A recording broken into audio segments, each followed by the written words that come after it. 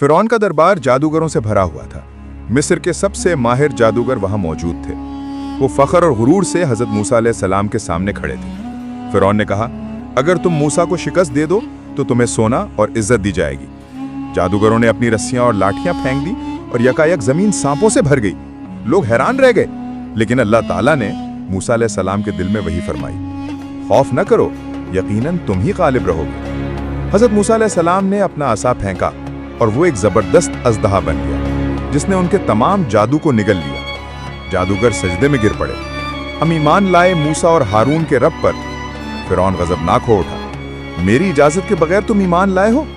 मगर उनका ईमान अब मजबूत हो चुका था। उन्होंने कहा, जो चाहो कर लो, हम सच को कभी नहीं झुठलाएंगे। यूं वो जादूगर जो कभी फिरौन के गुलाम थे, ईमान के शहीद बन गए और उनके दिल अल्लाह के नूर से रोशन हो गए।